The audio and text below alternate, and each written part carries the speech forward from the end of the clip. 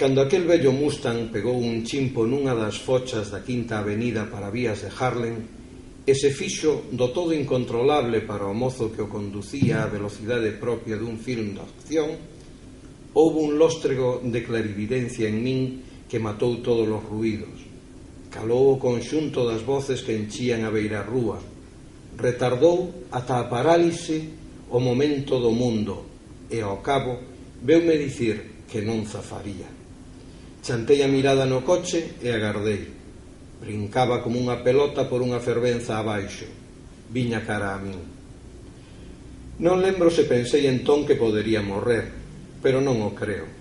Se algún medo sentín, debeu ser o de quedar eivado sen me poder valer, o de sufrir moita dor, o de levar a tristura aos meus.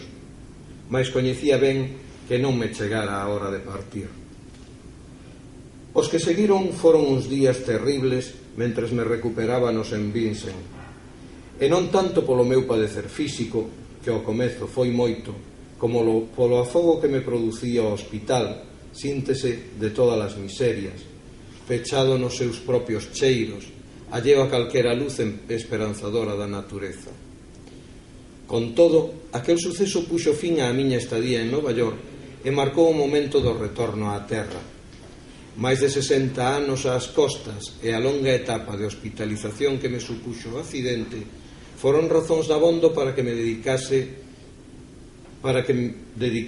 tempo a reflexionar sobre a certeza do final, por lonxe que estivese aínda.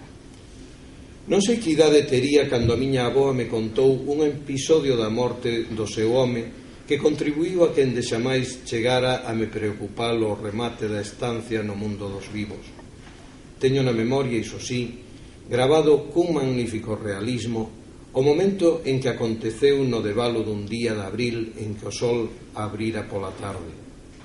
Cara a noite, estábamos os dous acubillados ao pé do palleiro xa devecido, aproveitando a raiola e un aire morno do sur, nunha eira que a miña volta puiden comprobar que xa non existe.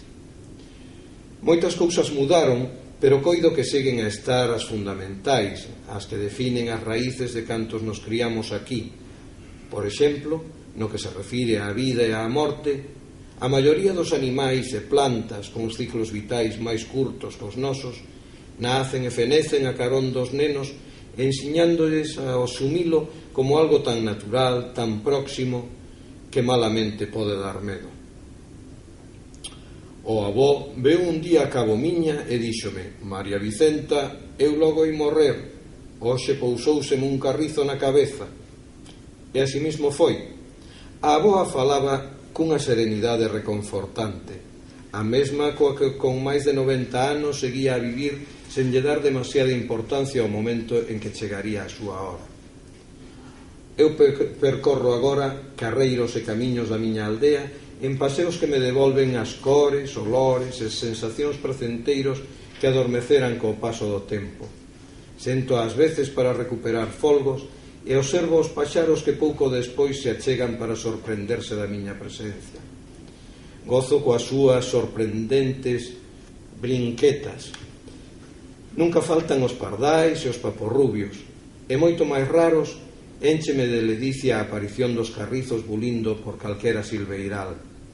Non me asustan. Endexamais penso a velos que un deles, un día, virá a se me pousar na cabeza. Pasará, pero iso tanto ten.